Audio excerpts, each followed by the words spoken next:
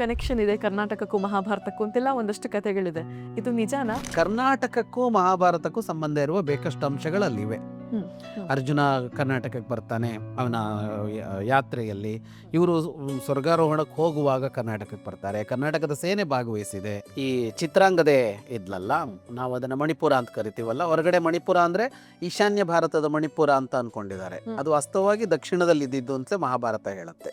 ತಮಿಳುನಾಡು ಪ್ರದೇಶ ಅನ್ನೋ ತರ ಹೇಳುತ್ತೆ, ಆದ್ರೆ ಅಲ್ಲ, ನಮ್ಮ ಚಾಮರಾಜನಗರ ಅನ್ನುವ ಮಾತಿದೆ. ರಾಜ್ಕುಮಾರ್ ಅವರು ಬಬ್ರುವಾಹನ ಸಿನಿಮಾ ಮಾಡುವಾಗ ಆ ದೇವಸ್ಥಾನಕ್ಕೆ ಹೋಗಿ ಬಂದಿದ್ರಂತೆ ಅನ್ನೋ ಮಾತೆಲ್ಲ ಆಡುತ್ತಾರೆ. ಹಾಗಾಗಿ ಆದರೆ ತಮಿಳುನಾಡು ಕರ್ನಾಟಕ ಅನ್ನೋದು ಇತ್ತೀಚೆಗೆ ಈಗ ಆಗಿರೋ ಗಡಿ. ಅವಾಗ ರಾಜರುಗಳು ಎರಡು ಕಡೆ ಇರ್ತಾ ಇದ್ರಲ್ಲ. ಕರ್ನಾಟಕದ ರಾಜರು ವಿಜಯನಗರದವ್ರು ತಮಿಳ್ನಾಡು ಆಳ್ತಾ ಇದ್ರು, ತಮಿಳ್ನಾಡವ್ರು ಇಲ್ಲಿ ಆಳ್ತಾ ಇದ್ರು ಅಂತ.